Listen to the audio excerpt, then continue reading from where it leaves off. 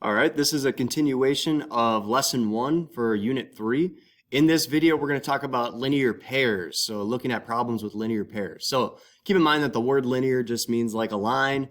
Pair is usually referring to two. So we're talking about two angles that form a line. That's what a linear pair is. Now, because they form a line, straight lines are always a 180-degree measure. So linear pairs have to always be supplementary. Supplementary means that they add to 180 degrees. So an example of a linear pair would be these two angles right here together kind of form this line, this straight line right here. So with this whole angle measure, we should know that this whole angle measure of a straight line is 180. So these two angles together have to add to 180. So in order to figure out what x should be, we just do 180 minus 124. That means that this angle right here has to be 56 degrees because, again, these angles have to add up to 180 if they form a straight line. Another example that's, again, kind of closer to what you're probably going to have to do in the test and the assignment. So these two angles that are given as expressions form this straight line right here.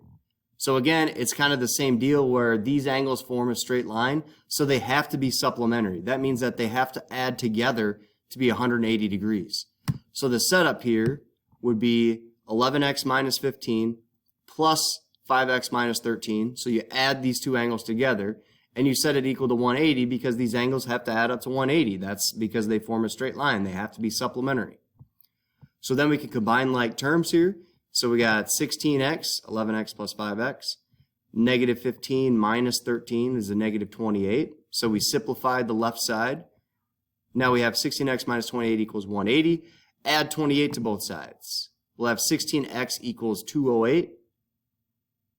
And then after this, we'll divide by 16 to get x equals 13. And if we plug in 13 here, we should be able to figure out that both of these angles, after we plug in 13, both of these angles together should still add up to 180. That's kind of the idea here. All right. Another example here. So this is like a word example. So it says angle 1 and angle 2 form a linear pair. And then with that, we should be able to just draw some sort of diagram here where we have a straight line and then a ray that kind of cuts these angles into a pair of angles here.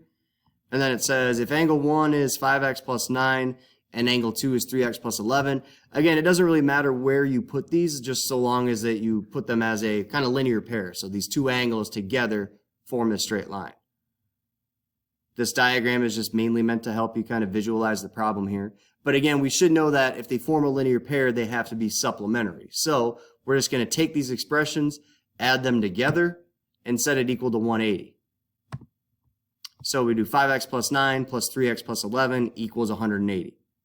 So this would be 8x plus 20 after we simplify the left side. Subtract 20 on both sides, and then divide by 8. So x equals 20. Now it says we want to find the measure of each angle. So we would take our value of x, which is 20, and just plug it back in here. So 5 times 20 plus 9 is 109. And then with angle 2, we have 3x plus 11, so it would be 3 times 20 plus 11, which is 60 plus 11, which is 71. And again, you should be able to notice that if we add these two angles together, 109 plus 71, they still have to add up to 180 degrees.